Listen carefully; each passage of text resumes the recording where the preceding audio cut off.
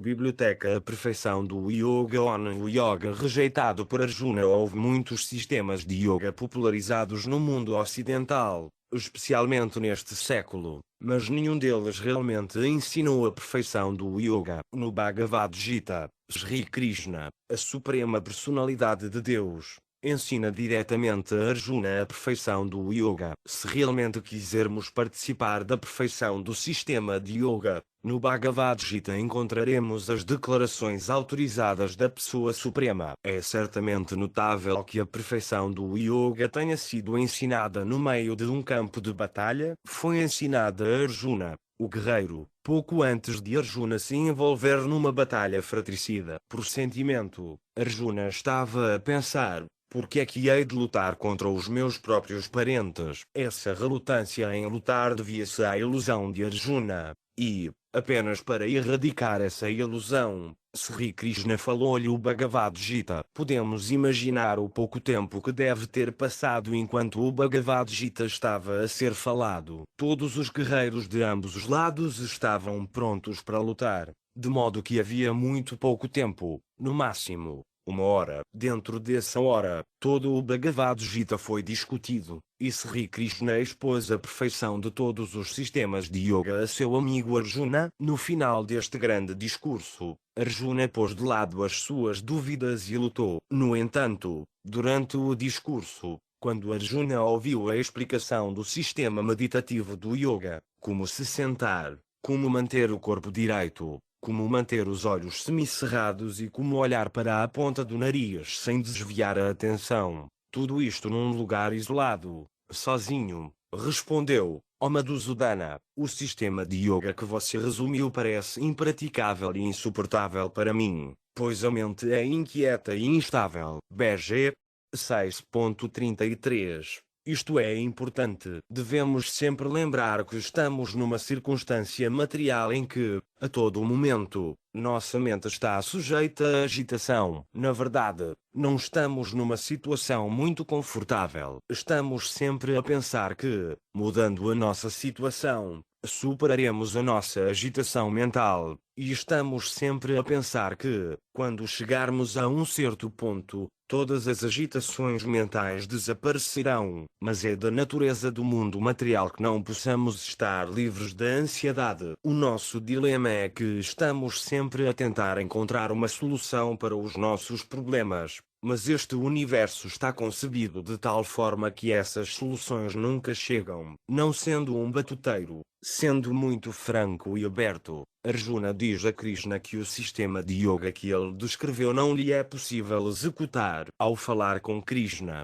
é significativo que Arjuna dirige-se a ele como Madhusudana, indicando que o Senhor é o assassino do demónio Madhu. É notável que os nomes de Deus sejam inumeráveis, pois ele é frequentemente nomeado de acordo com suas atividades. De facto, Deus tem inúmeros nomes porque tem inúmeras atividades. Nós somos apenas partes de Deus, e nem sequer nos lembramos de quantas atividades desenvolvemos desde a nossa infância até ao presente. O Deus eterno é ilimitado e, como as suas atividades também são ilimitadas, ele tem nomes ilimitados, dos quais Krishna é o principal. Então, porque Arjuna se dirige a ele como Madhusudana quando, sendo amigo de Krishna, ele poderia dirigir-se a ele diretamente como Krishna? A resposta é que Arjuna considera a sua mente como um grande demónio, tal como o demónio Madhu. Se fosse possível a Krishna matar o demónio chamado mente, então Arjuna seria capaz de atingir a perfeição do yoga. A minha mente é muito mais forte do que este demónio Madhu, diz Arjuna. Por favor, se tu pudesses matá-lo, então seria possível para mim executar este sistema de yoga. Mesmo a mente de um grande homem como Arjuna está sempre agitada, como o próprio Arjuna diz, porque a mente é inquieta, turbulenta, obstinada e muito forte, ó Krishna, e subjugá-la parece-me, mais difícil do que controlar o vento. BG 6.34. É um facto que a mente está sempre a dizer-nos para irmos aqui, irmos ali, fazermos isto, fazermos aquilo, está sempre a dizer-nos para que lado nos devemos virar. Assim, a soma e a substância do sistema de yoga é controlar a mente agitada. No sistema de yoga meditativo, a mente é controlada pela concentração na super-alma. Esse é todo o propósito do yoga. Mas Arjuna diz que controlar esta mente é mais difícil do que impedir o vento de soprar. Podemos imaginar um homem a esticar os braços para tentar parar um furacão. Devemos assumir que Arjuna simplesmente não está suficientemente qualificado para controlar a sua mente. O facto é que não podemos começar a compreender as imensas qualificações de Arjuna. Afinal de contas,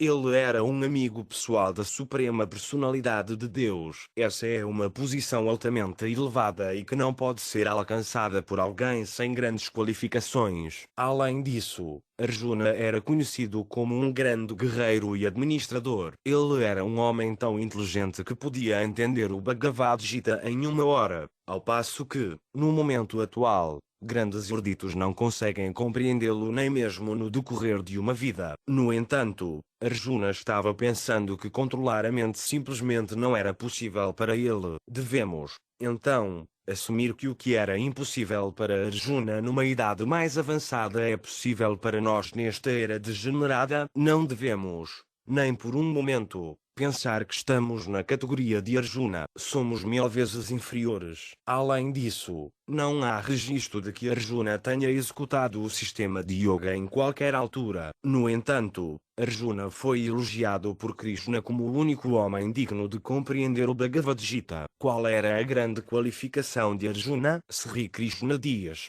você é meu devoto, és meu amigo muito querido. Apesar dessa qualificação, Arjuna recusou-se a executar o sistema de yoga meditativo descrito por Sri Krishna. O que devemos então concluir? Devemos desesperar que a mente possa alguma vez ser controlada? Não. Ela pode ser controlada, e o processo é esta consciência de Krishna. A mente deve estar sempre fixa em Krishna. Na medida em que a mente está absorvida em Krishna, atingiu a perfeição do yoga. Agora, quando nos voltamos para os Srimad Bhagavatam, no 12º canto, encontramos Sukadeva Goswami dizendo a Maharaja Pariksit que, na Era Dourada, a Satya Yuga, as pessoas viviam por 100.000 anos. E, naquela época, quando as entidades vivas avançadas viviam por tanto tempo, era possível executar esse sistema meditativo de yoga. Mas o que foi alcançado no Satya Yuga por este processo meditativo, e no Yuga seguinte, o Treta Yuga, pela oferta de grandes sacrifícios, e no próximo Yuga, o Dvapara Yuga, pela adoração no templo, seria alcançado no presente momento, neste Kali Yuga, simplesmente cantando os nomes de Deus, Hari Kirtana, Hare Krishna. Assim, a partir de fontes autorizadas, aprendemos que este canto de Hare Krishna, Krishna Krishna, Hare Hare Rama, Hare Rama, Rama Rama, Hare Hare é a personificação da perfeição do yoga para esta era. Atualmente, temos grandes dificuldades em viver 50 ou 60 anos. Um homem pode viver, no máximo, 80 ou 100 anos. Além disso, estes breves anos estão sempre cheios de ansiedade, de dificuldades devido às circunstâncias de guerra, de peste, de fome e de tantas outras perturbações. Também não somos muito inteligentes e, ao mesmo tempo, somos infelizes. Estas são as características do homem que vive em Kali Yuga, uma era degradada. Portanto, falando corretamente, nunca poderemos alcançar o sucesso neste sistema de yoga meditativo descrito por Krishna. No máximo, só podemos satisfazer os nossos caprichos pessoais através de uma pseudo-adaptação deste sistema. Assim, as pessoas pagam dinheiro para assistir a algumas aulas de ginástica e respiração profunda, e ficam felizes se pensam que podem prolongar a sua vida por alguns anos ou desfrutar de uma melhor vida sexual. Mas temos de compreender que este não é o verdadeiro sistema de yoga. Nesta era, esse sistema de meditação não pode ser corretamente executado. Em vez disso, todas as perfeições desse sistema podem ser realizadas através do Bhakti Yoga, o sublime processo da consciência de Krishna, especificamente Mantra Yoga, a glorificação de Sri Krishna através do canto de Hare Krishna. Isso é recomendado nas escrituras védicas e é introduzido por grandes autoridades como Caitanya Mahaprabhu. De facto, o Bhagavad Gita proclama que os Mahatmas, as grandes almas,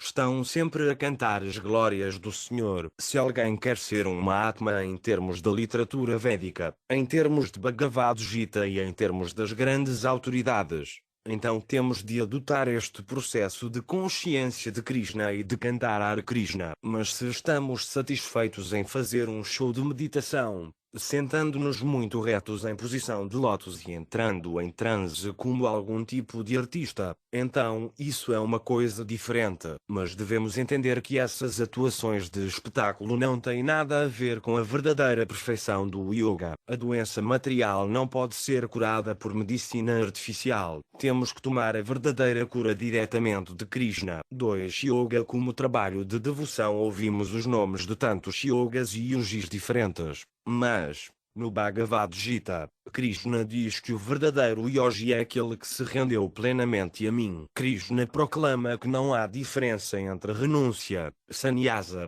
e yoga. O que se chama renúncia é o mesmo que yoga, ou ligar-se ao Supremo, pois ninguém pode se tornar um yogi a menos que renuncie ao desejo de gozo dos sentidos. BG 6.2. No Bhagavad Gita, há 3 tipos básicos de yoga delineados: Karma Yoga, Jnana Yoga e Bhakti Yoga. Os sistemas de yoga podem ser comparados a uma escada. Alguém pode estar no primeiro degrau, alguém pode estar a meio ou alguém pode estar no último degrau. Quando alguém é elevado a certos níveis, ele é conhecido como Karma Yogi, Jnana Yogi, etc. Em todos os casos, o serviço ao Senhor Supremo é o mesmo. É uma diferença apenas na elevação. Assim, Sri Krishna diz a Arjuna que ele deve entender que renúncia, sannyasa e yoga são a mesma coisa, porque, sem estar livre do desejo e da gratificação dos sentidos, não se pode tornar nem um yogi nem um sannyasi. Há alguns yogis que praticam yoga para obter lucro,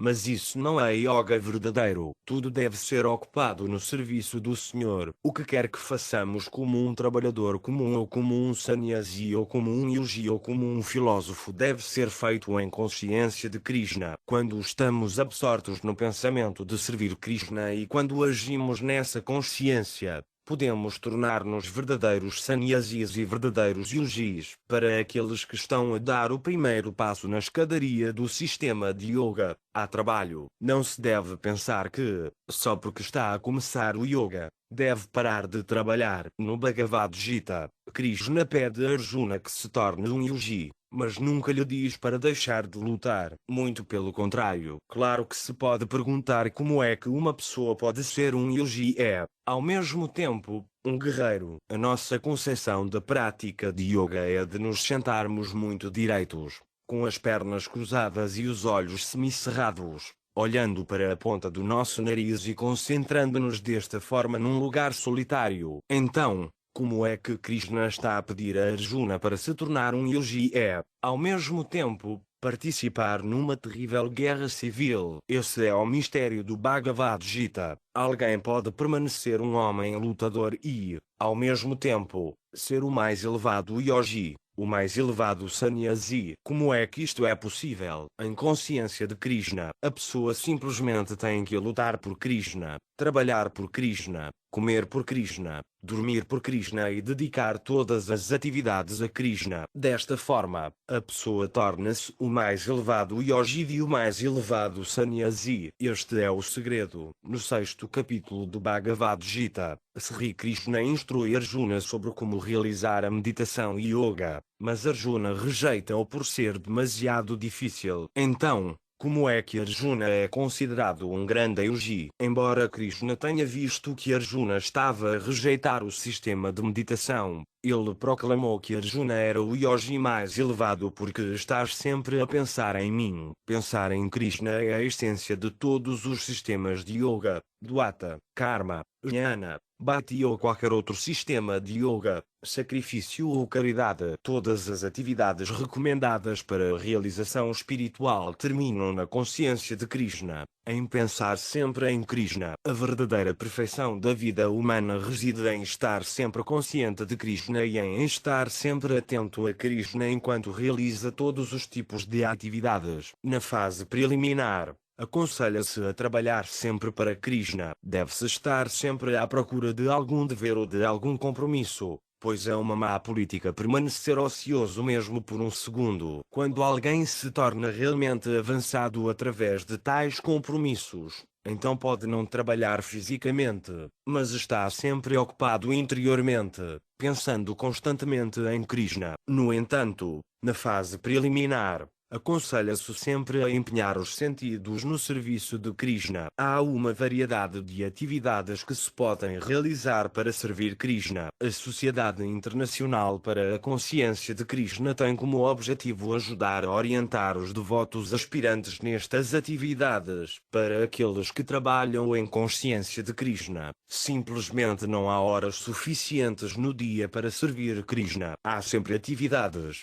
compromissos, tanto de dia como de noite, que o estudante da consciência de Krishna executa com alegria. Este é o estágio da verdadeira felicidade, o compromisso constante com Krishna e a propagação da consciência de Krishna pelo mundo. No mundo material, a pessoa pode ficar muito cansada se trabalhar o tempo todo, mas se trabalhar em consciência de Krishna, ela pode cantar Hare Krishna e ocupar-se em serviço devocional 24 horas por dia e nunca se cansar. Mas se vibrarmos alguma vibração mundana, logo ficaremos exaustos. Na plataforma espiritual, não há como se cansar. A plataforma espiritual é absoluta. No mundo material, todos estão trabalhando para a gratificação dos sentidos. Os lucros do trabalho no mundo material são usados para gratificar os sentidos. Mas um verdadeiro yogi não deseja tais frutos. Ele não tem outro desejo além de Krishna. E Krishna já está lá. 3. Yoga como meditação em Karsana, na Índia. Há lugares sagrados onde os yogis vão para meditar em solidão, como prescrito no Bhagavad Gita. Tradicionalmente,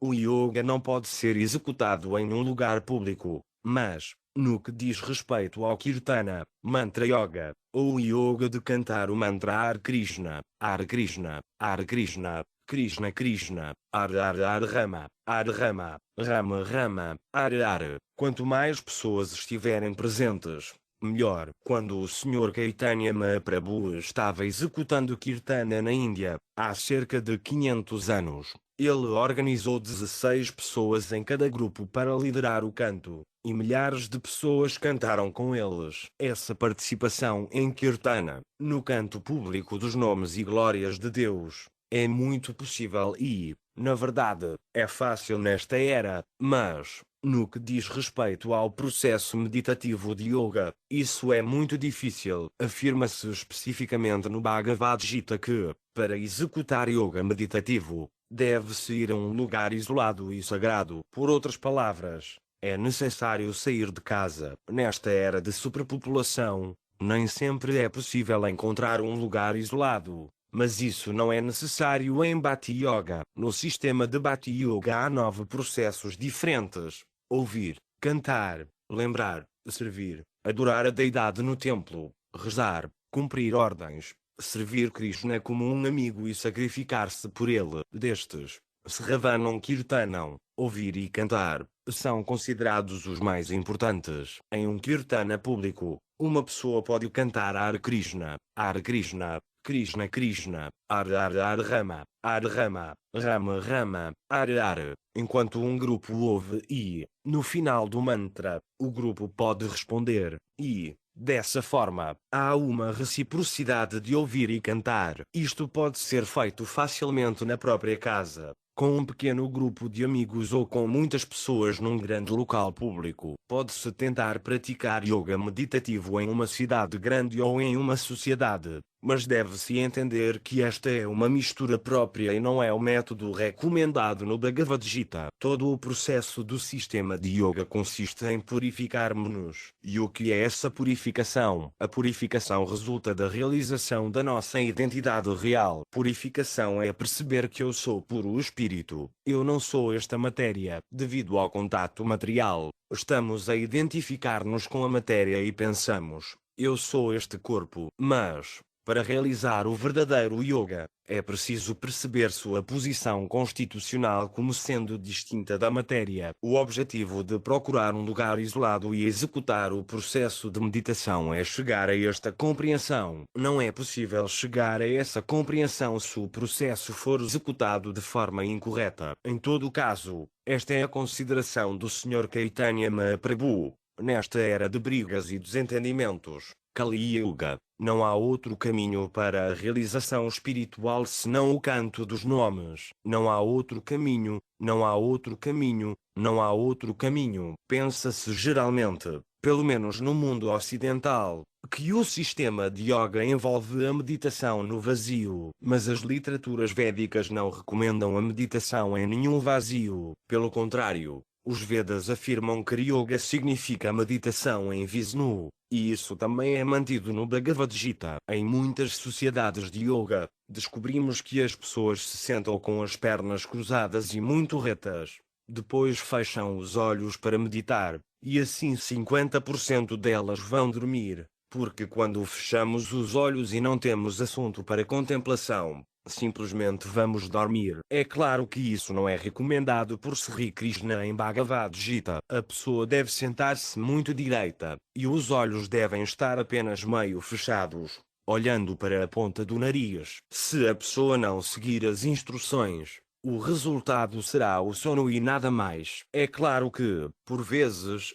se medita enquanto se está a dormir, mas este não é o processo recomendado para a execução do yoga. Assim, para nos mantermos acordados, Krishna aconselha-nos a manter sempre a ponta do nariz visível. Além disso, é preciso estar sempre imperturbável. Se a mente estiver agitada ou se houver muita atividade, não se conseguirá concentrar. No yoga meditativo, também se deve estar desprovido de medo. Não há medo quando se entra na vida espiritual. E também é preciso ser Brahmachari, completamente livre da vida sexual. Nem pode haver quaisquer exigências para quem medita desta forma. Quando não há exigências, e a pessoa executa este sistema corretamente, então ela pode controlar a sua mente. Depois de ter cumprido todos os requisitos para a meditação, ele deve transferir todo o seu pensamento para Krishna, ou Vishnu. Não é que se deva transferir o seu pensamento para o vazio. Assim, Krishna diz que aquele que está absorvido no sistema de yoga meditativo está sempre a pensar em mim. É óbvio que o yogi tem de passar por muitas dificuldades para purificar o Atma, mente, corpo e alma, mas é um facto que isso pode ser feito de forma mais eficaz nesta era simplesmente pelo canto de Hare Krishna, Hare Krishna, Krishna Krishna, Hare Hare Hare Rama, Hare Rama, Rama Rama, Rama Rama, Hare Hare. Por que isto? Porque esta vibração sonora transcendental não é diferente de Krishna. Quando cantamos o seu nome com devoção, então Krishna está conosco, e quando Krishna está conosco, então qual é a possibilidade de permanecermos impuros? Por conseguinte, quem está absorvido na consciência de Krishna, cantando os nomes de Krishna e servindo-o sempre, recebe o benefício da forma mais elevada de yoga. A vantagem é que ele não precisa de ter todo o trabalho do processo de meditação. Essa é a beleza da consciência de Krishna. Em yoga, é necessário controlar todos os sentidos e, quando todos os sentidos são controlados, a mente deve estar ocupada em pensar em Vishnu. A pessoa se torna pacífica depois de conquistar a vida material. Para aquele que conquistou a mente, a super-alma já está alcançada, pois ele alcançou a tranquilidade. BG 6.7. Este mundo material foi comparado a um grande incêndio florestal. Como na floresta, o fogo pode ocorrer automaticamente, assim também neste mundo material. Embora possamos tentar viver pacificamente, há sempre uma grande conflagração. Não é possível viver em paz em nenhum lugar do mundo material, mas para aquele que se situa transcendentalmente, seja pelo sistema de yoga meditativo ou pelo método filosófico empírico ou por Bhakti Yoga, a paz é possível. Todas as formas de yoga são destinadas à vida transcendental, mas o método do canto é especialmente eficaz nesta era. Kirtana pode continuar por horas, e a pessoa pode não se sentir cansada, mas é difícil sentar-se em posição de lótus perfeitamente imóvel por mais do que alguns minutos. No entanto, independentemente do processo, uma vez que o fogo da vida material é extinto, a pessoa não experimenta simplesmente o que é chamado de vazio impessoal. Pelo contrário, como Krishna diz a Arjuna, a pessoa entra na morada suprema, meditando desta maneira, controlando sempre o corpo, a mente e as atividades. O transcendentalista místico alcança o reino de Deus através da cessação da existência material. BG 6.15. A morada de Krishna não é vazia, é como um estabelecimento, e em um estabelecimento há uma variedade de compromissos. O yogi bem-sucedido realmente alcança o reino de Deus, onde há variedade espiritual. Os processos de yoga são simplesmente maneiras de se elevar para entrar nessa morada. Na verdade, pertencemos a essa morada, mas, por estarmos esquecidos, somos colocados neste mundo material. Assim como um louco fica louco e é colocado no manicômio, nós, perdendo de vista a nossa identidade espiritual, ficamos loucos e somos colocados neste mundo material. Assim, o mundo material é uma espécie de manicômio, e podemos facilmente notar que nada é feito de forma muito sã aqui. O nosso verdadeiro objetivo é sair e entrar no reino de Deus. No Bhagavad Gita, Krishna dá informações sobre este reino e também dá instruções sobre a sua posição e a nossa posição, sobre o que ele é e o que nós somos. Toda a informação necessária é apresentada no Bhagavad Gita, e um homem são tirará proveito desse conhecimento. 4. O Yoga como controlo do corpo e da mente. Ao longo da Bhagavad Gita, Krishna estava a encorajar Arjuna a lutar, pois ele era um guerreiro, e lutar era o seu dever. Embora Krishna delineia o sistema de yoga meditativo no 6º capítulo, ele não o enfatiza nem encoraja Arjuna a segui-lo como seu caminho. Krishna admite que este processo de meditação é muito difícil. O Senhor abençoado disse: ó filho de Kunti e de braços poderosos, é sem dúvida muito difícil refrear a mente inquieta, mas é possível pela prática constante e pelo desapego. BG 6.35. Aqui, Krishna dá ênfase à prática e à renúncia como formas de controlar a mente. Mas o que é essa renúncia? Hoje em dia, dificilmente podemos renunciar a qualquer coisa, pois estamos tão habituados a uma tal variedade de prazeres dos sentidos materiais. Apesar de levarmos uma vida de indulgência descontrolada com os sentidos, frequentamos aulas de yoga e esperamos alcançar o sucesso. Há tantas regras e regulamentos envolvidos na execução correta do yoga,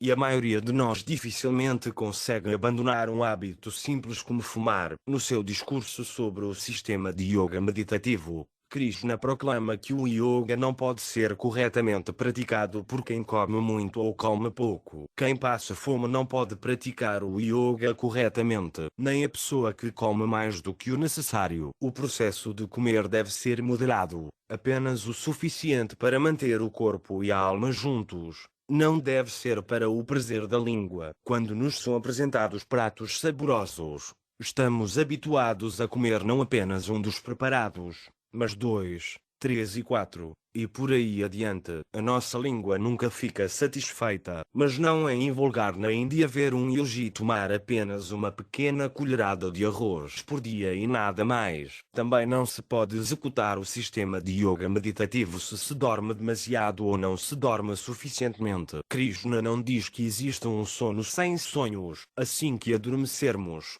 teremos um sonho, embora possamos não nos lembrar dele. No Gita, Krishna adverte que aquele que sonha demasiado enquanto dorme não pode executar corretamente o yoga. Não se deve dormir mais de 6 horas por dia. Nem pode alguém afetado pela insônia, que não consegue dormir à noite, executar com sucesso o yoga, pois o corpo deve ser mantido em forma. Assim, Krishna delineia muitos requisitos para disciplinar o corpo. No entanto, todos estes requisitos podem ser essencialmente divididos em 4 regras básicas: não ter relações sexuais ilícitas, não se intoxicar, não comer carne e não jogar. Estas são as 4 regras mínimas para a execução de qualquer sistema de yoga, e nesta época, quem pode abster-se destas atividades? Temos de nos testar em conformidade para verificar o nosso sucesso na execução do yoga. Um transcendentalista deve sempre tentar concentrar a sua mente no Ser Supremo.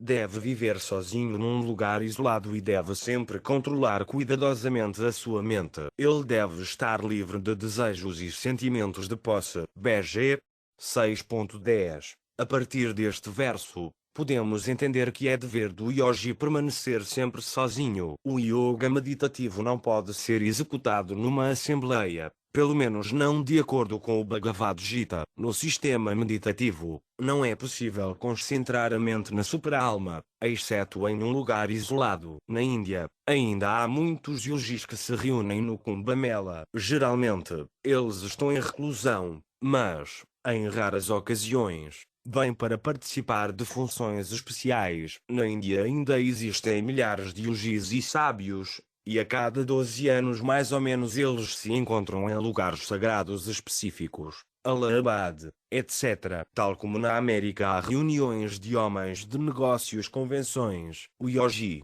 para além de viver num local isolado, deve também estar livre de desejos e não deve pensar que está a praticar yoga para alcançar alguns poderes materiais. Nem deve aceitar presentes ou favores das pessoas. Se ele estiver a executar corretamente este yoga meditativo, fica sozinho nas selvas, florestas ou montanhas e evita completamente a sociedade. Em todos os momentos, ele deve estar convencido de para que ele se tornou um yogi. Ele não se considera sozinho, porque em todos os momentos o Paramatma, a super-alma, está com ele. A partir disto, podemos ver que, na civilização moderna, é de facto muito difícil executar adequadamente esta forma meditativa de yoga. A civilização contemporânea, nesta era de Kali, tem tornou, de facto, impossível estarmos sós, sem desejos e sem posses. O método de execução do yoga meditativo é explicado com bastante pormenor por Krishna Arjuna. Sri Krishna diz: para praticar yoga, a pessoa deve ir para um lugar isolado e deve colocar relva acusa no chão e depois cobri-la com uma pele de veado e um pano mácio. O assento não deve ser nem muito alto nem muito baixo e deve estar situado num local sagrado. O yogi deve então sentar-se nela com muita firmeza e deve praticar yoga controlando a mente e os sentidos, purificando o coração e fixando a mente num ponto. BG 6.11 a 12. Geralmente, os yogis sentam-se em pele de tigre ou de veado porque os répteis não rastejam sobre tais peles para perturbar suas meditações. Parece que na criação de Deus há um uso para tudo. Todas as ervas e ervas têm o seu uso e servem a alguma função, embora possamos não saber qual é. Assim, no Bhagavad Gita, Krishna tomou algumas providências para que o yogi não tenha de se preocupar com cobras. Tendo adquirido um bom lugar para se sentar num ambiente isolado, o yogi começa a purificar a Atma,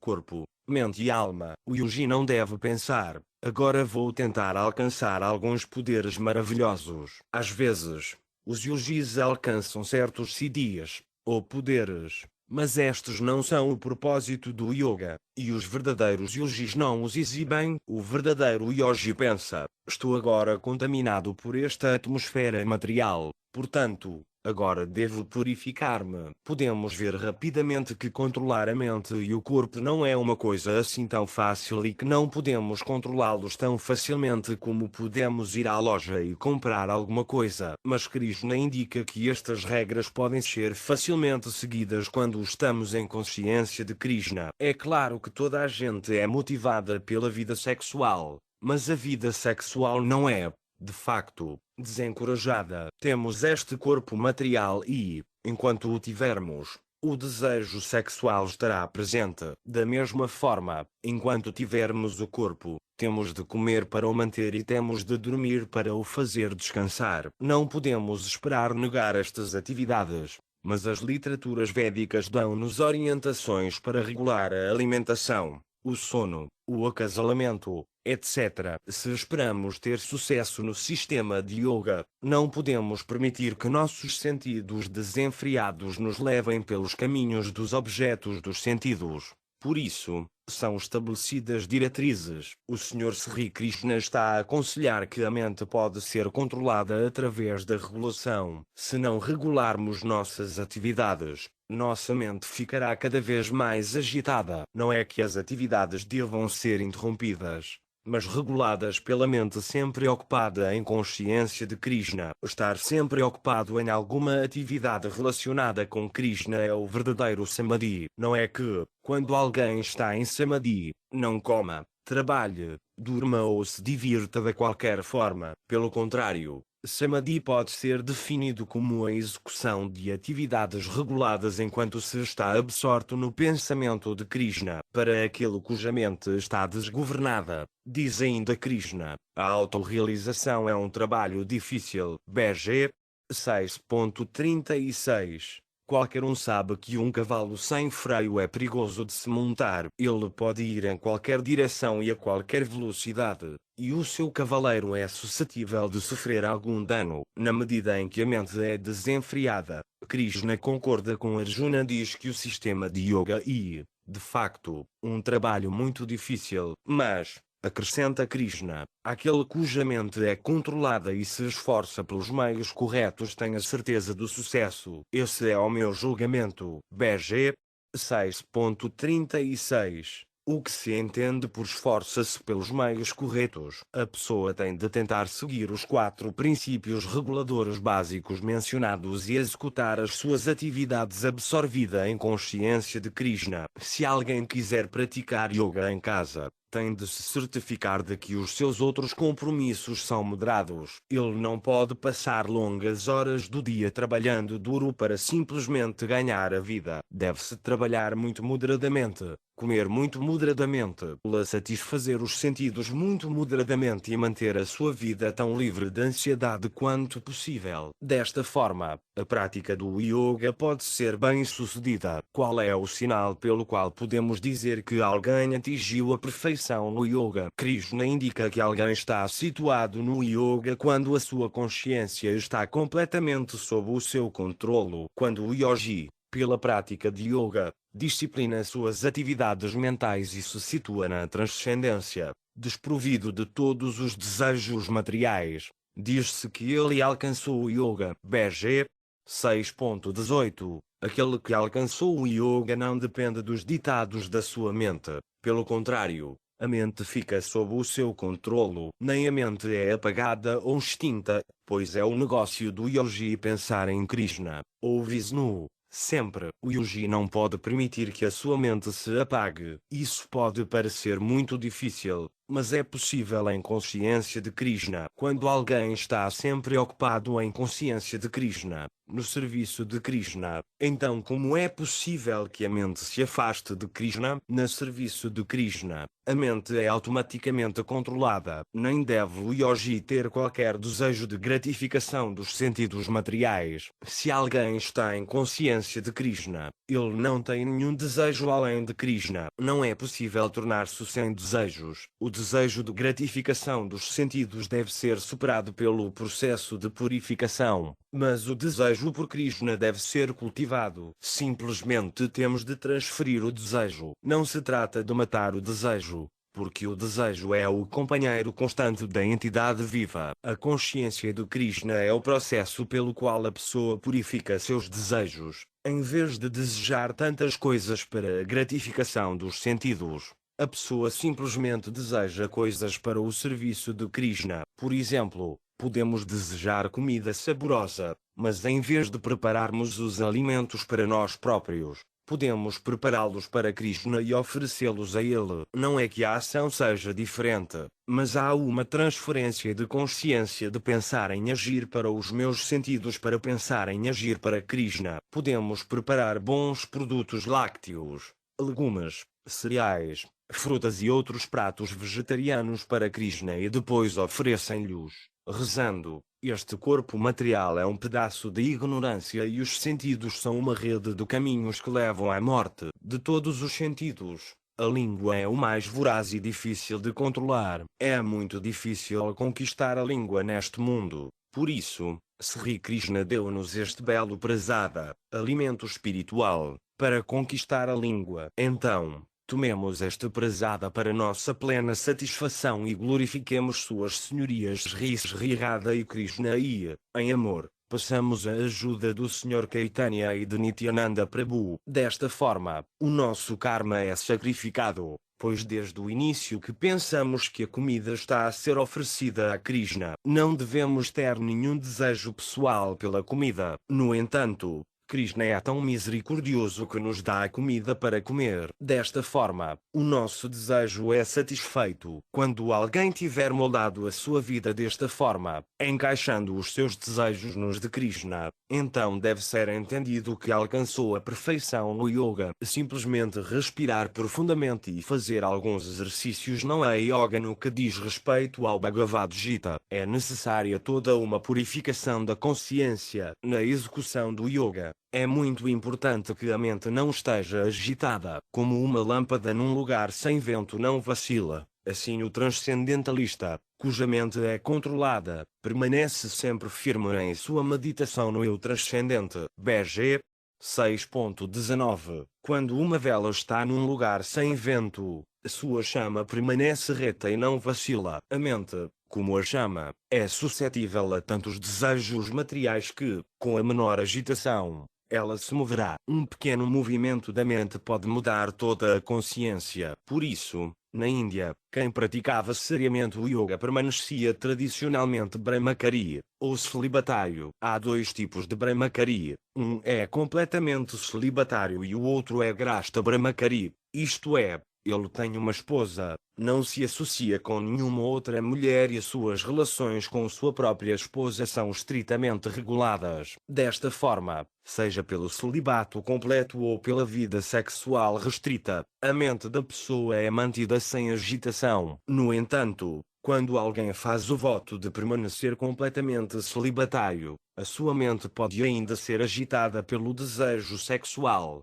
Por isso, na Índia, aqueles que praticam o yoga tradicional sob votos estritos de celibato não podem sentar-se sozinhos, mesmo com uma mãe, irmã ou filha. A mente é tão inconstante que a mais pequena sugestão pode causar estragos. O yogi deve ter sua mente treinada de tal forma que, assim que sua mente se desvia da meditação em Vishnu, ele a arrasta de volta. Isso requer muita prática. A pessoa deve saber que sua verdadeira felicidade está em experimentar o prazer de seus sentidos transcendentais, não dos sentidos materiais. Os sentidos não devem ser sacrificados, e os desejos não devem ser sacrificados. Mas há tanto desejos quanto satisfação dos sentidos na esfera espiritual. A verdadeira felicidade é transcendental à experiência material e sensual. Se alguém não estiver convencido disso, certamente ficará agitado e cairá. Portanto, a pessoa deve saber que a felicidade que está tentando obter dos sentidos materiais não é realmente felicidade. Aqueles que são realmente yogis desfrutam verdadeiramente.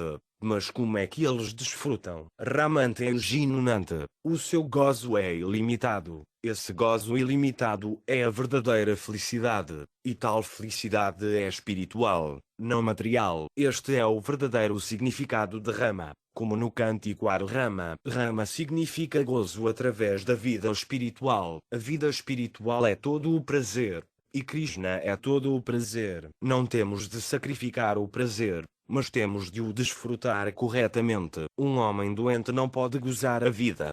O gozo da vida é um falso gozo, mas quando ele está curado e é saudável, então ele é capaz de desfrutar. Da mesma forma, enquanto estivermos na concessão material da vida, não estamos realmente a desfrutar de nós próprios, mas estamos simplesmente a ficar cada vez mais enredados na natureza material. Se um homem doente não deve comer, o facto de comer sem restrições acaba por o matar. Da mesma forma, quanto mais aumentamos o prazer material, mais nos enredamos neste mundo e mais difícil se torna libertar-nos do aprisionamento material. Todos os sistemas de yoga destinam-se a desembaraçar a alma condicionada desse aprisionamento. para transferi-la do falso desfrute das coisas materiais para o verdadeiro desfrute da consciência de Krishna. Sri Krishna diz, na fase de perfeição chamada transe, ou samadhi, a mente de uma pessoa é completamente restringida das atividades mentais materiais pela prática do yoga. Isto é caracterizado pela capacidade de ver o eu através da mente pura e de saborear e regozijar-se no eu. Nesse estado de alegria, a pessoa está situada numa felicidade transcendental sem limites e desfruta de si mesma através dos sentidos transcendentais. Estabelecido assim, ele nunca se afasta da verdade e, ao obter isso, pensa que não há ganho maior. Estando situado em tal posição, ele nunca é abalado, mesmo no meio da maior dificuldade. Esta de facto, a verdadeira liberdade de todas as misérias que surgem do contacto material. BG 6.20 a 23. Uma forma de yoga pode ser difícil e outra pode ser fácil. Mas em todos os casos a pessoa deve purificar a sua existência até à concepção do gozo consciente de Krishna. Então, seremos felizes. Diz-se que uma pessoa atingiu o yoga quando, tendo renunciado a todos os desejos materiais, não age para a gratificação dos sentidos nem se dedica a atividades fruitivas. Um homem deve elevar-se através da sua própria mente, e não degradar-se. A mente é a amiga da alma condicionada, e também sua inimiga. BG 6.4 a 5. Nós temos que nos elevar ao padrão espiritual por nós mesmos. Neste sentido, eu sou meu próprio amigo e meu próprio inimigo. A oportunidade é nossa. Há um verso muito bom de Kanakya Pandita: ninguém é amigo de ninguém. Ninguém é inimigo de ninguém. É apenas pelo comportamento que se pode entender quem é seu amigo e quem é seu inimigo. Ninguém nasce nosso inimigo, e ninguém nasce nosso amigo. Estes papéis são determinados pelo comportamento mútuo, tal como lidamos com os outros em assuntos correntes. Da mesma forma o indivíduo lida consigo próprio. Posso agir como meu próprio amigo ou como inimigo. Como amigo, posso compreender a minha posição de alma espiritual e, vendo que de uma forma ou de outra entrei em contacto com a natureza material, tentar libertar-me do emaranhado material, agindo de forma a desembaraçar-me. Neste caso, eu sou meu amigo. Mas se, mesmo depois de ter esta oportunidade, não a aproveitar, então devo ser considerado o meu pior inimigo. Para aquele que conquistou a mente é o melhor dos amigos. Mas para aquele que não conseguiu fazer isso, a sua própria mente será o maior inimigo. BG 6.6. Como é possível que alguém se torne seu próprio amigo? Isto é explicado aqui. Atma significa mente, corpo e alma. Quando falamos de Atma, na medida em que estamos na concepção corpórea, referimos-nos ao corpo. No entanto, quando transcendemos a concepção corporal e nos elevamos à plataforma mental, Atma refere-se à mente. Mas, na verdade, quando estamos situados na plataforma verdadeiramente espiritual, então Atma refere-se à alma. Na realidade, somos puro espírito. Desta forma, de acordo com o desenvolvimento espiritual de cada um, o significado da palavra Atma difere. No que diz respeito ao dicionário védico Nirukti, Atma refere-se a corpo, mente e alma. No entanto, neste verso do Bhagavad Gita, Atma refere-se à mente. Se, através do yoga, a mente pode ser treinada, então a mente é nossa amiga. Mas se a mente não for treinada, então não há a possibilidade de levar uma vida bem-sucedida. Para aquele que não tem nenhuma ideia da vida espiritual, a mente é o inimigo. Se alguém pensa que é simplesmente o corpo, a sua mente não estará a trabalhar para o seu benefício. Estará simplesmente a agir para servir o corpo grosseiro e para condicionar ainda mais a entidade viva e aprisioná-la na natureza material. Se, no entanto, a pessoa compreender a sua posição como alma espiritual separada do corpo, a mente pode ser um fator de libertação. Em si mesma, a mente não tem nada a fazer, ela está simplesmente à espera de ser treinada. E é melhor treinada através da associação. O desejo é a função da mente, e uma pessoa deseja de acordo com a sua associação. Assim, Para que a mente atue como amiga, deve haver uma boa associação. A melhor associação é um sadhu, isto é, uma pessoa consciente de Krishna ou alguém que está a lutar pela realização espiritual. Há aqueles que estão a lutar por coisas temporárias. A matéria e o corpo são temporários. E se alguém se dedica apenas ao prazer corporal, está condicionado por coisas temporárias. Mas se ele se empenha na autorrealização, então ele está empenhado em algo permanente. Obviamente, se alguém for inteligente, associar-se-á com aqueles que estão a tentar elevar-se à plataforma da autorrealização através de uma das várias formas de yoga. O resultado será que aqueles que são sadhu, ou realizados, serão capazes de cortar o seu apego à associação material. Esta é a grande vantagem da boa associação. Por exemplo, Krishna fala Bhagavad Gita a Arjuna apenas para cortar o seu apego a esta afeição material, porque Arjuna é atraído por coisas que estão a impedir a execução do seu próprio dever.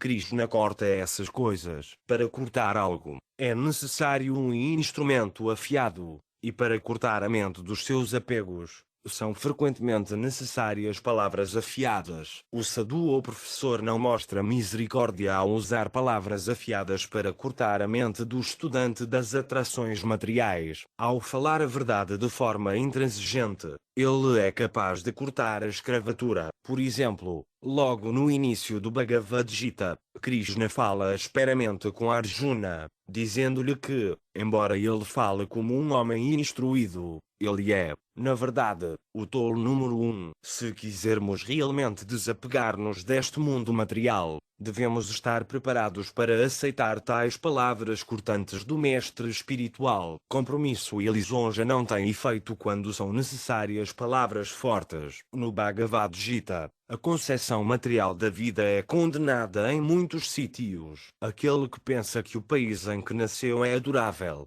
ou aquele que vai a lugares sagrados e ainda assim ignora os sadhus lá, é comparado a um asno. Tal como um inimigo está sempre a pensar em fazer mal, também a mente não treinada arrastará a pessoa cada vez mais para o emaranhado material. As almas condicionadas lutam muito com a mente e com os outros sentidos. Uma vez que a mente dirige os outros sentidos, é da maior importância fazer da mente a sua amiga. Para aquele que conquistou a mente, a super-alma já está alcançada, pois ele alcançou a tranquilidade. Para tal homem, felicidade e angústia, calor e frio, honra e desonra são todos iguais. BG 6.7. Ao treinar a mente, a pessoa realmente alcança a tranquilidade, pois a mente está sempre nos arrastando para coisas não permanentes. Assim como um cavalo desgovernado puxa uma carruagem em um curso perigoso. Embora sejamos permanentes e eternos, de uma forma ou de outra sentimos-nos atraídos por coisas não permanentes. Mas a mente pode ser facilmente treinada se for simplesmente fixada em Krishna. Tal como um forte é seguro quando é defendido por um grande general, se Krishna for colocado no forte da mente, não haverá possibilidade de o inimigo entrar. A educação material, a riqueza e o poder não ajudarão a pessoa a controlar a mente. Um grande devoto reza: quando serei capaz de pensar em ti constantemente? A minha mente está sempre a arrastar-me, mas assim que sou capaz de fixar a minha mente nos pés de lótus de Krishna, ela torna-se clara. Quando a mente está clara, é possível meditar na super-alma. O Paramatma, ou super-alma, está sempre sentado dentro do coração, juntamente com a alma individual. O sistema de yoga envolve concentrar a mente e focalizá-la no Paramatma, ou super-alma, sentado dentro do coração. O verso citado anteriormente do Bhagavad Gita indica que aquele que conquistou a mente e superou todo apego a coisas não permanentes pode ser absorvido em pensamentos sobre o Paramatma. Quem assim se absorve fica livre de todas as dualidades e falsas designações. 5. Yoga como liberdade da dualidade e da designação. Este mundo material é um mundo de dualidade.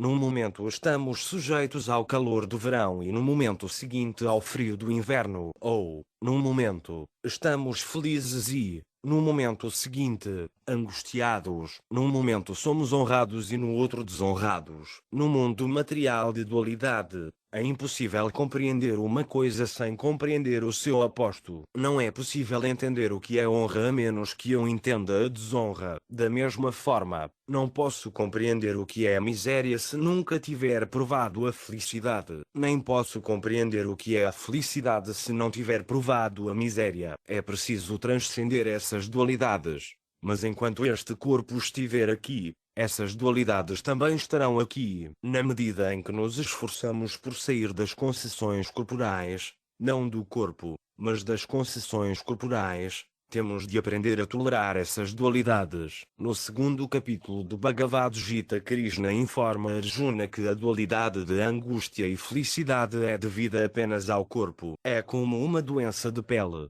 ou uma comichão na pele. Só porque há comichão, não se deve andar furioso atrás dela para a coçar. Não devemos enlouquecer ou desistir do nosso dever só porque os mosquitos nos picam. Há tantas dualidades que temos de tolerar, mas se a mente estiver fixa em consciência de Krishna, todas essas dualidades parecerão insignificantes. Como é que se pode tolerar tais dualidades? Diz-se que uma pessoa está estabelecida na autorrealização e é chamada de yogi, ou místico, quando está plenamente satisfeita em virtude do conhecimento e realização adquiridos. Tal pessoa está situada na transcendência e é autocontrolada. Ele vê tudo, sejam seixos, pedras ou ouro, como o mesmo. BG 6.8. Jnana significa conhecimento teórico, e Vijnana refere-se ao conhecimento prático. Por exemplo, um estudante de ciências tem que estudar concessões científicas teóricas,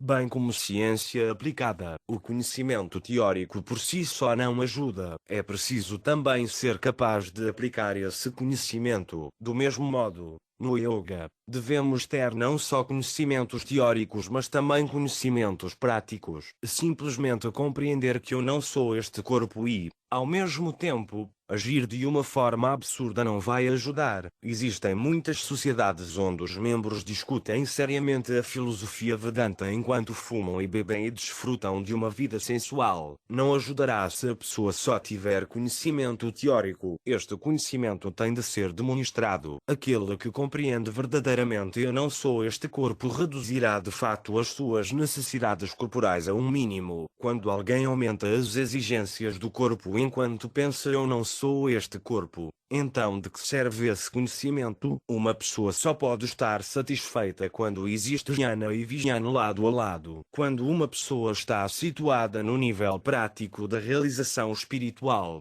deve ser entendido que ela está realmente situada no yoga. Não é que se deva continuar a frequentar as aulas de yoga e permanecer o mesmo durante toda a sua vida. Tem de haver realização prática. E qual é o sinal dessa realização prática? A mente estará calma e tranquila e não mais agitada pela atração do mundo material. Assim autocontrolada, a pessoa não é atraída pelo brilho material, e vê tudo, seixos, pedras ou ouro, como o mesmo. No mundo material, na civilização, muita parafernália é produzida apenas para satisfazer os sentidos. Essas coisas são produzidas sob a bandeira do avanço material. Aquele que está situado no yoga vê essa parafernália como apenas lixo na rua. E mais, diz-se que uma pessoa é ainda mais avançada quando ela considera a todos, o honesto benfeitor, amigos e inimigos, o invejoso, o piedoso, o pecador e aqueles que são indiferentes e imparciais,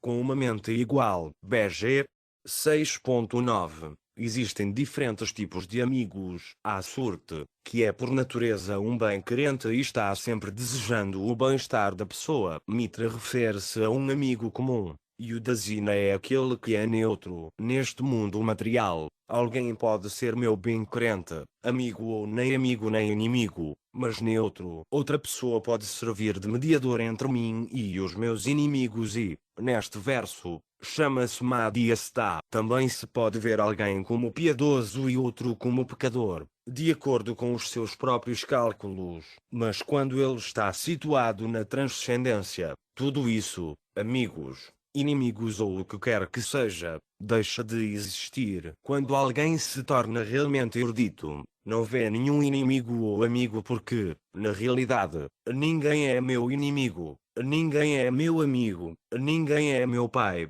ninguém é minha mãe, etc. Todos nós somos simples entidades vivas que atuam num palco vestidos de pai, mãe, filhos, amigo, inimigo, pecador e santo, etc. É como um grande drama com tantos personagens desempenhando seus papéis. No entanto, no palco, uma pessoa pode ser um inimigo ou o que quer que seja, mas fora do palco todos os atores são amigos. Da mesma forma, com estes corpos estamos a atuar no palco da natureza material, e atribuímos tantas designações uns aos outros. Posso estar a pensar, este é o meu filho, mas, na realidade, não posso gerar nenhum filho, não é possível. No máximo, só posso gerar um corpo. Não está dentro do poder de nenhum homem gerar uma entidade viva. Uma entidade viva não pode ser gerada apenas por relações sexuais. A entidade viva deve ser colocada na emulsificação de secreções. Este é o veredito do Srimad Bhagavatam. Assim,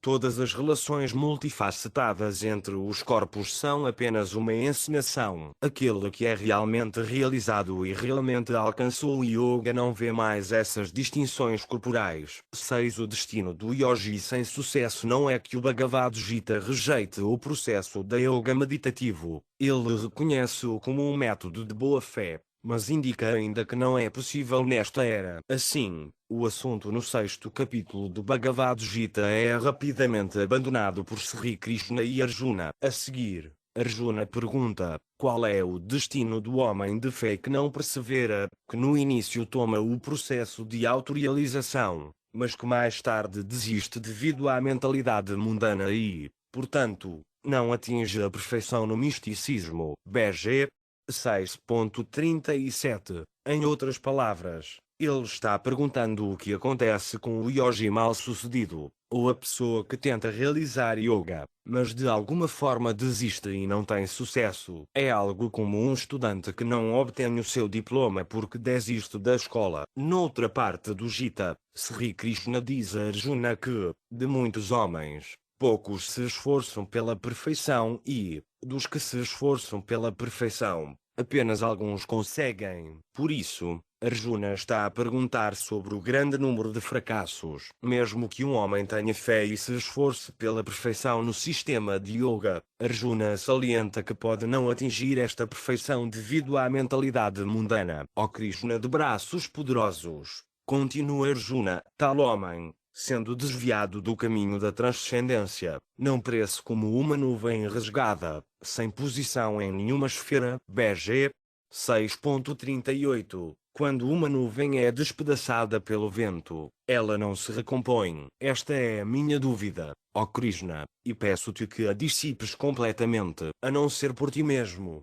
não se encontra ninguém que possa destruir esta dúvida. BG 6.39. Arjuna está fazendo esta pergunta sobre o destino do yogi mal-sucedido, para que no futuro as pessoas não fiquem desanimadas. Por yogi, Arjuna está a referir-se a Hatha Yogi, Jnana Yogi e Bhakti Yogi. Não é que a meditação seja a única forma de yoga. O meditador, o filósofo e o devoto devem ser todos considerados yogis. Arjuna está questionando todos aqueles que estão tentando se tornar transcendentalistas bem-sucedidos. E como é que Sri Krishna lhe responde? Aqui, como em muitos outros lugares ao longo da Gita, Sri Krishna é referido como Bhagavan. Este é outro dos inúmeros nomes do Senhor. Bhagavan indica que Krishna é o proprietário de 6 opulências. Ele possui toda a beleza, toda a riqueza, todo o poder, toda a fama, todo o conhecimento e toda a renúncia. As entidades vivas participam destas opulências em graus finitos. Alguém pode ser famoso numa família, numa cidade, num país ou num planeta, mas ninguém é famoso em toda a criação. Como é Sri Krishna, os líderes do mundo podem ser famosos apenas por alguns anos, mas o Senhor Sri Krishna apareceu há 5.000 anos e ainda está sendo adorado. Assim, aquele que possui todas essas 6 opulências em plenitude é considerado Deus. No Bhagavad Gita, Krishna fala a Arjuna como a suprema personalidade de Deus, e, como tal, Deves entender que ele tem conhecimento completo. O Bhagavad Gita foi transmitido ao Deus Sol e a Arjuna por Krishna, mas em nenhum lugar é mencionado que o Bhagavad Gita foi transmitido a Krishna. Porque conhecimento completo significa que ele sabe tudo o que deve ser conhecido. Este é um atributo exclusivo de Deus, sendo que Krishna sabe tudo. Arjuna está a colocar-lhe esta questão sobre o destino do yogi mal-sucedido. Não há possibilidade de Arjuna pesquisar a verdade. Ele simplesmente tem que receber a verdade da fonte completa. E este é o sistema de sucessão discipular. Krishna é completo. E o conhecimento que vem de Krishna também é completo. Se Arjuna recebe este conhecimento completo e nós o recebemos de Arjuna tal como lhe foi dito, então também recebemos conhecimento completo. E o que é este conhecimento? O Senhor abençoado disse: filho de Pratá, um transcendentalista ocupado em atividades auspiciosas não encontra destruição nem neste mundo nem no mundo espiritual. Aquele que faz o bem, meu amigo, nunca é vencido pelo mal. BG 6.40. Aqui Krishna indica que o próprio esforço para a perfeição do yoga é uma tentativa muito auspiciosa. Quando alguém tenta algo tão auspicioso, ele nunca é degradado. Na verdade, Arjuna está fazendo uma pergunta muito apropriada e inteligente. Não é incomum que alguém caia da plataforma do serviço devocional. Às vezes, um devoto neófito não cumpre as regras e regulações. Às vezes, ele cede à intoxicação ou é apanhado por algumas atrações femininas. Esses são impedimentos no caminho da perfeição do yoga. Mas Sri Krishna dá uma resposta encorajadora, pois ele diz a Arjuna que, mesmo que alguém cultive sinceramente apenas 1% de conhecimento espiritual, ele nunca cairá no redemoinho material. Isso deve-se à sinceridade do seu esforço. Deve-se sempre entender que somos fracos e que a energia material é muito forte. Adotar a vida espiritual é mais ou menos declarar guerra contra a energia material. A energia material está a tentar prender a alma condicionada tanto quanto possível. E quando a alma condicionada tenta sair das suas garras através do avanço espiritual do conhecimento, a natureza material torna-se mais rigorosa e vigorosa em seus esforços para testar o quanto o aspirante espiritualista é sincero. A energia material, ou Maya, oferecerá então mais atrativos. A esse respeito, há a história de Vishvamitra Muni, um grande rei, um kshatriya, que renunciou ao seu reino e adotou o processo de yoga a fim de se tornar mais avançado espiritualmente. Naquela época, o processo da yoga meditativo era possível de ser executado. Vishvamitra Muni meditava tão intensamente que Indra, o rei do céu, notou e pensou: este homem está tentando ocupar meu posto. Os planetas celestiais também são materiais, e há competição. Nenhum homem de negócios quer que outro homem de negócios o ultrapasse. Temendo que Vishvamitra Muni realmente o depusesse, Indra enviou uma moça da sociedade celestial, chamada Menaka, para seduzi-lo sexualmente. Menaka era naturalmente muito bonita, e ela tinha a intenção de perturbar as meditações do Muni. De facto, ele apercebeu-se da sua presença feminina ao ouvir o som das suas pulseiras e, imediatamente, levantou os olhos da sua meditação, viu-a e ficou cativado pela sua beleza. Como resultado, a bela rapariga Sakuntala nasceu da sua conjugação. Quando Sakuntala nasceu, Vishvamitra lamentou: oh, eu estava apenas a tentar cultivar o conhecimento espiritual, e de novo fui apanhado numa armadilha. Ele estava prestes a fugir quando Menaka trouxe sua bela filha diante dele e o castigou. Apesar das suas súplicas, Vishvamitra resolveu partir na mesma. Assim, há todas as possibilidades de fracasso no caminho yógico. Mesmo um grande sábio como Vishvamitra Muni pode cair devido à sedução material. Embora o Muni tenha caído por enquanto, ele resolveu novamente continuar com o processo da yoga, e esta deve ser a nossa resolução. Krishna informa-nos que tais fracassos não devem ser motivo de desespero. Existe o famoso provérbio que diz que o fracasso é o pilar do sucesso, especialmente na vida espiritual.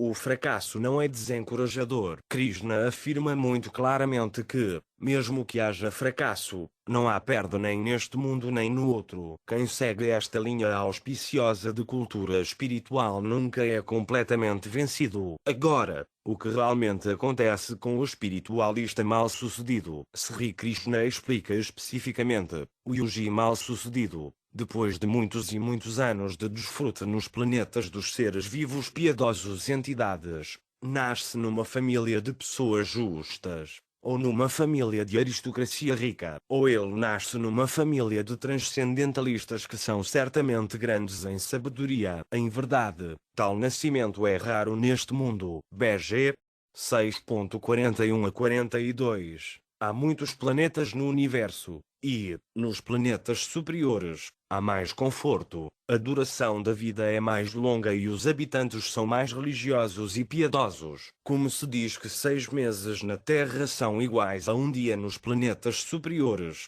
o yogi mal-sucedido permanece nesses planetas superiores por muitos e muitos anos. As literaturas védicas descrevem suas vidas como durando 10.000 anos. Então, mesmo que alguém seja um fracasso, ele é promovido a esses planetas superiores, mas não se pode permanecer lá perpetuamente. Quando os frutos ou os resultados das atividades piedosas de alguém expiram, ele tem de regressar à Terra. No entanto, mesmo quando regressa a este planeta, o yogi mal-sucedido encontra circunstâncias afortunadas, pois nasce numa família muito rica ou numa família piedosa. Geralmente, de acordo com a lei do karma, se alguém pratica atos piedosos, é recompensado na próxima vida pelo nascimento numa família muito aristocrática ou numa família muito rica, ou tornar-se um grande erudito, ou nasce muito bonito. Em qualquer caso, aqueles que sinceramente iniciam a vida espiritual têm garantido o nascimento humano na próxima vida, não apenas o nascimento humano,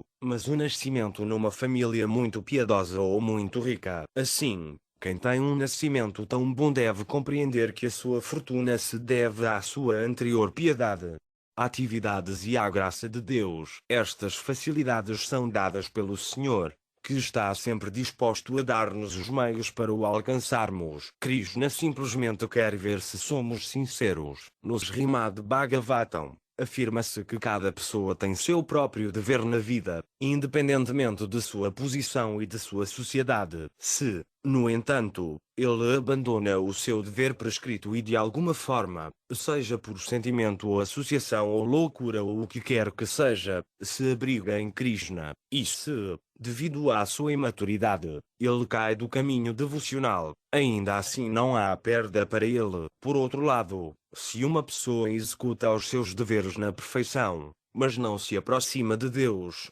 então o que é que ela ganha? A sua vida não tem, de facto, qualquer benefício. Mas uma pessoa que se aproximou de Krishna está melhor situada, mesmo que possa cair da plataforma Ayuji. Krishna indica ainda que, de todas as boas famílias em que se pode nascer, famílias de comerciantes bem-sucedidos, filósofos ou meditadores, a melhor é a família dos yogis. Aquele que nasce numa família muito rica pode ser enganado. É normal que um homem a quem são dadas grandes riquezas tente desfrutar dessas riquezas. Assim, os filhos de homens ricos tornam-se frequentemente bêbados ou caçadores de prostitutas. Da mesma forma, aquele que nasce numa família piedosa ou numa família bramânica torna-se frequentemente muito arrogante e orgulhoso, pensando: eu sou um brahmana, eu sou um homem piedoso. Existe a possibilidade de degradação tanto nas famílias ricas como nas piedosas.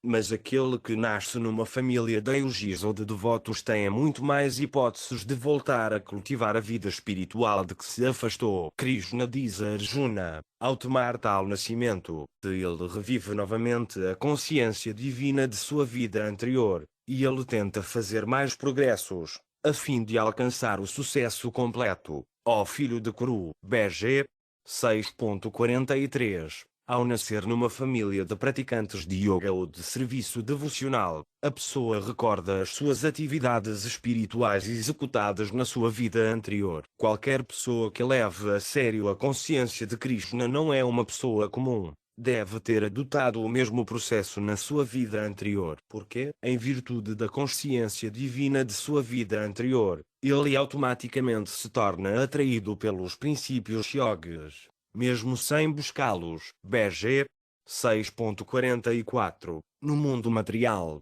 temos a experiência de que não levamos nossos bens de uma vida para outra. Posso ter milhões de dólares no banco, mas, assim que meu corpo acaba, meu saldo bancário também acaba. Ao morrer, o saldo bancário não vai comigo, fica no banco para ser usufruído por outra pessoa. Este não é o caso da cultura espiritual. Mesmo que alguém faça uma pequena ação na plataforma espiritual, leva-a consigo para a sua próxima vida e retoma a partir desse ponto. Quando alguém retoma este conhecimento que foi interrompido, deve saber que agora deve terminar o equilíbrio e completar o processo yoga. Não se deve correr o risco de terminar o processo noutro nascimento, mas deve decidir-se a terminá-lo nesta vida. Devemos ser determinados desta forma, de uma forma ou de outra. Na minha última vida, não terminei o meu cultivo espiritual. Agora, Krishna deu-me outra oportunidade, por isso, vou terminá-lo nesta vida. Assim, depois de deixar este corpo, não voltaremos a nascer neste mundo material, onde o nascimento, a velhice, a doença e a morte são omnipresentes.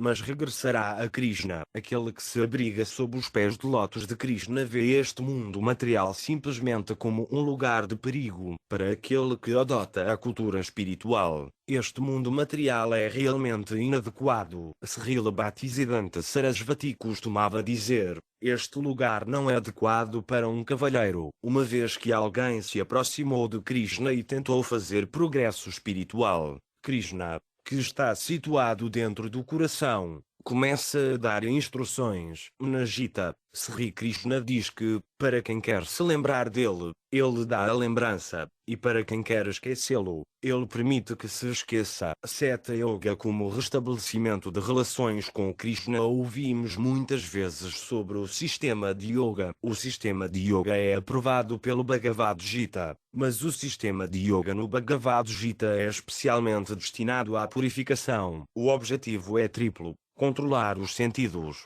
purificar as atividades e ligar-se a Krishna numa relação recíproca. A verdade absoluta é realizada em 3 etapas: Brahman pessoal, Paramatma, super-alma, localizado e, finalmente, Bhagavan, a suprema personalidade de Deus. Em última análise, a suprema verdade absoluta é uma pessoa. Simultaneamente, ele é a super-alma que tudo permeia dentro dos corações de todas as entidades vivas e dentro do núcleo de todos os átomos. E ele é o Brahma-Jyoti, ou a refulgência da luz espiritual. Também, Bhagavan Sri Krishna é pleno de toda a opulência como a suprema personalidade de Deus, mas, ao mesmo tempo, ele é pleno de toda renúncia. No mundo material, descobrimos que quem tem muita opulência não está muito inclinado a abandoná-la, mas Krishna não é assim. Ele pode renunciar a tudo e permanecer completo em si mesmo. Quando lemos ou estudamos o Bhagavad Gita sob a orientação de um mestre espiritual genuíno, não devemos pensar que o mestre espiritual está apresentando suas próprias opiniões. Não é ele quem está a falar. Ele é apenas um instrumento. O verdadeiro orador é a suprema personalidade de Deus, que está tanto dentro quanto fora. No começo de seu discurso sobre o sistema de yoga no 6º capítulo do Bhagavad Gita, Sri Krishna diz: aquele que não se apega aos frutos de seu trabalho e que trabalha como é obrigado está na ordem de vida renunciada, e ele é o verdadeiro místico, não aquele que não acende fogo e não executa nenhum trabalho. BG 6.1. Toda a gente trabalha e espera algum resultado. Pode perguntar-se: qual é o objetivo de trabalhar se não se espera nenhum resultado? O trabalhador exige sempre uma remuneração ou um salário. Mas aqui Krishna indica que se pode trabalhar apenas por sentido de dever, sem esperar os resultados das suas atividades. Se alguém trabalha desta maneira, então ele é realmente um sannyasi. Ele está na ordem de vida renunciada. De acordo com a cultura védica, há 4 estágios de vida: Brahmachari, Grasta, Vanaprastha e Sannyasa. Brahmacharya é a vida estudantil dedicada ao treino na compreensão espiritual. A vida de Grasta é a vida de chefe de família casado. Então, ao atingir a idade aproximada de 50 anos, pode-se tomar a ordem Vanaprastha, isto é, ele deixa a sua casa e os seus filhos e viaja com a sua esposa para lugares sagrados de peregrinação. Finalmente, abandona a mulher e os filhos e fica sozinho para cultivar a consciência de Krishna. E esse estágio é chamado Sannyasa, ou a ordem de vida renunciada. No entanto, Krishna indica que, para um sannyasi, a renúncia não é tudo. Além disso, deve haver algum dever. Qual é, então, o dever de um sannyasi, de alguém que renunciou à vida familiar e não tem mais obrigações materiais? O seu dever é o mais responsável, é trabalhar para Krishna. Além disso, este é o verdadeiro dever de todos em todas as frases da vida. Na vida de cada um há dois deveres. Um é servir a ilusão e o outro é servir a realidade. Quando alguém serve a realidade, ele é um verdadeiro sannyasi. E quando alguém serve a ilusão, ele é iludido por Maya. É preciso compreender, no entanto, que ele é, em todas as circunstâncias, forçado a servir. Ou ele serve a ilusão ou a realidade. A posição constitucional da entidade viva é ser um servo, não um mestre. Pode-se pensar que se é o mestre, mas na verdade é um servo. Quando alguém tem uma família, pode pensar que é o senhor da sua mulher, ou dos seus filhos, ou da sua casa, do seu negócio e assim por diante. Mas isso é tudo falso. Na verdade, o indivíduo é o servo da sua mulher, dos seus filhos e do seu negócio. O presidente pode ser considerado o dono do país, mas na verdade ele é o servo do país. A nossa posição é sempre de servo, ou como servo da ilusão ou como servo de Deus. Se,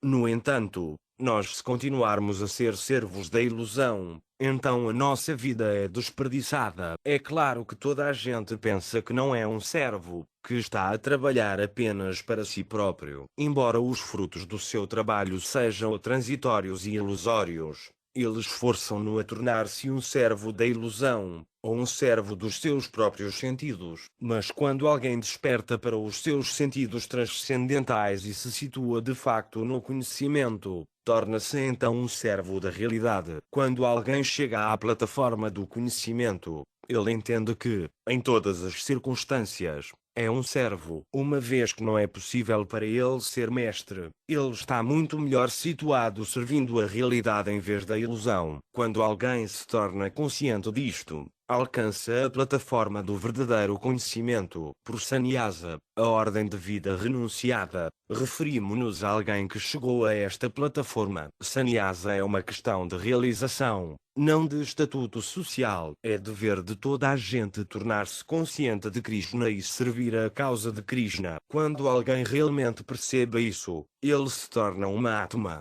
ou uma grande alma. No Bhagavad Gita, Krishna diz que, depois de muitos nascimentos, quando alguém chega à plataforma do verdadeiro conhecimento, ele se rende a mim, porque isso acontece. Vasudeva Sarvam Iti. O homem sábio percebe que Vasudeva, Krishna, é tudo. No entanto, Krishna diz que uma alma tão grande raramente é encontrada. Porque, se uma pessoa inteligente chega a compreender que o objetivo último da vida é render-se a Krishna, por que é que há de hesitar? Por que é que não se rende imediatamente? Qual é o objetivo de esperar por tantos nascimentos? Quando alguém chega a esse ponto de rendição, torna-se um verdadeiro sannyasi. Krishna nunca força ninguém a render-se a ele. A rendição é um resultado do amor. Amor transcendental. Onde há força e onde não há liberdade, não pode haver amor. Quando uma mãe ama um filho, ela não é forçada a fazê-lo,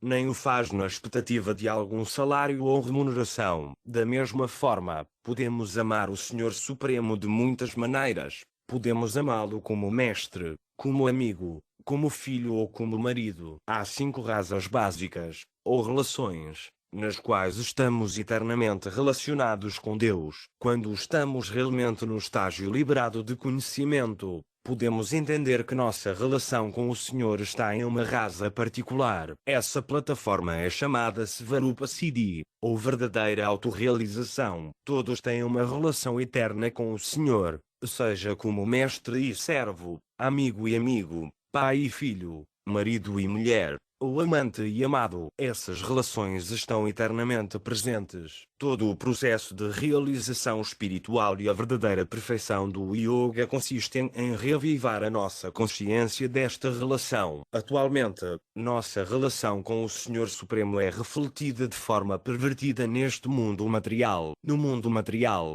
a relação entre mestre e servo é baseada em dinheiro, força ou exploração. Não se trata de serviço por amor. A relação entre patrão e servo, refletida de forma pervertida, continua apenas enquanto o patrão puder pagar ao servo. Assim que o pagamento para, a relação também para. Da mesma forma, no mundo material, pode haver uma relação entre amigos, mas assim que há um pequeno desentendimento, a amizade se rompe e o amigo se torna um inimigo. Quando há uma diferença de opinião entre o filho e os pais, o filho sai de casa e a relação é cortada. O mesmo acontece com o marido e a mulher. Uma ligeira diferença de opinião, e há o divórcio. Nenhuma relação neste mundo material é real ou eterna. Devemos sempre lembrar que esses relacionamentos efêmeros são simplesmente reflexos pervertidos do relacionamento eterno que temos com a Suprema Personalidade de Deus. Temos a experiência de que o reflexo de um objeto num copo não é real. Pode parecer real, mas quando vamos tocá-lo,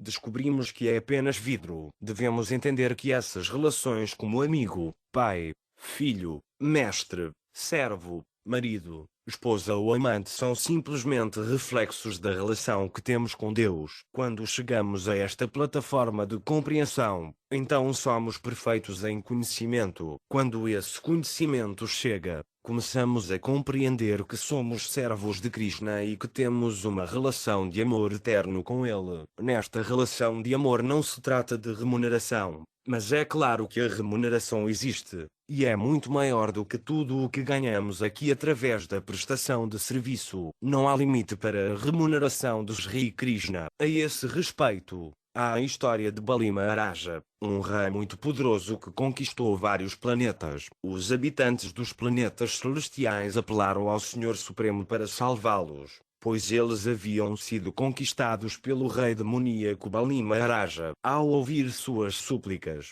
Sri Krishna assumiu a forma de um menino brahmana anão e aproximou-se de Bali Maharaja, dizendo: "Meu querido rei, eu gostaria de algo de você. Você é um grande monarca e é renomado por dar caridade aos brahmanas. Então, você poderia me dar algo?" Bali Maharaja disse: "Dar-te-ei o que quiseres. Só quero a terra que conseguir cobrir em 3 passos." Disse o rapaz: "Oh, isso é tudo?"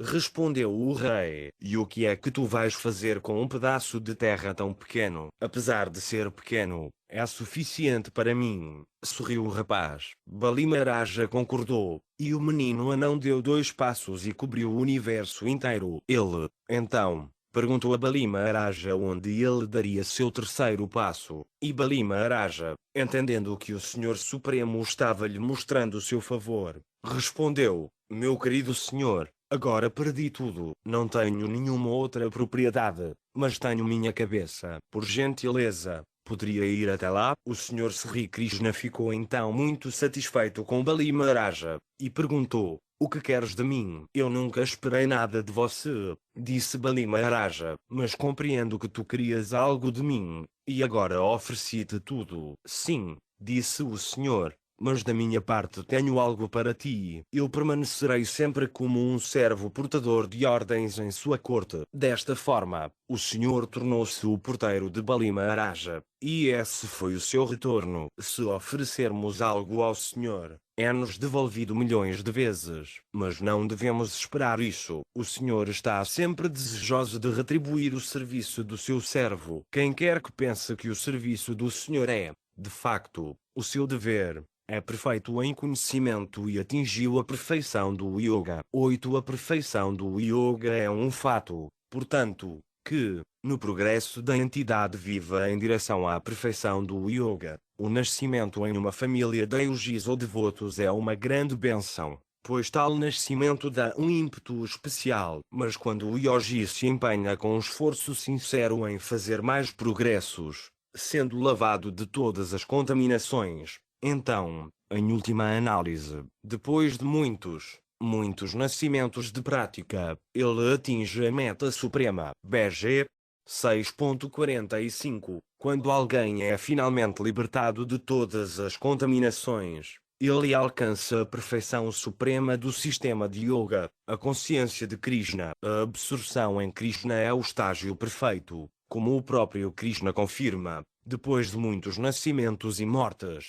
aquele que está realmente em conhecimento rende-se a mim, sabendo que eu sou a causa de todas as causas e de tudo o que existe. Uma alma tão grande é muito rara. BG 7.19. Assim, depois de muitas vidas executando atividades piedosas, quando a pessoa se liberta de todas as contaminações que surgem das dualidades ilusórias, ela se ocupa no serviço transcendental ao Senhor. Sri Krishna conclui seu discurso sobre este assunto desta forma: e de todos os yogis, aquele que sempre permanece em mim com grande fé, adorando-me em serviço transcendental amoroso, está mais intimamente unido a mim em yoga e é o mais elevado de todos. BG 6.47. Segue-se, portanto, que o ponto culminante de todos os yogas está em Bhakti Yoga, a prestação de serviço devocional a Krishna. Na verdade, todos os yogas delineados no Bhagavad Gita terminam nesta nota, pois Krishna é o destino final de todos os sistemas de yoga. Desde o início do Karma Yoga até ao fim do Bhakti Yoga é um longo caminho para a autorrealização. O Karma Yoga, sem resultados fruitivos, é o início deste caminho. Quando o Karma Yoga aumenta em conhecimento e renúncia, o estágio é chamado Jnana Yoga, ou Yoga do conhecimento. Quando o Jnana Yoga aumenta em meditação na superalma através de diferentes processos físicos, e a mente está nele, chama-se Ashtanga Yoga. E, quando alguém ultrapassa a Ashtanga Yoga e passa a adorar a Suprema Personalidade de Deus, Krishna, isso se chama Bhakti Yoga, o ponto culminante. Na verdade, Bhakti Yoga é o objetivo final, mas para analisar Bhakti Yoga minuciosamente, é preciso entender os outros processos. O yogi que é progressivo está, portanto, no verdadeiro caminho para a boa fortuna eterna. Aquele que se agarra a um determinado ponto e não faz mais progressos é chamado por esse nome particular: Karma Yogi, Jnana Yogi, Dhyana Yogi, Raja Yogi, Hatha Yogi,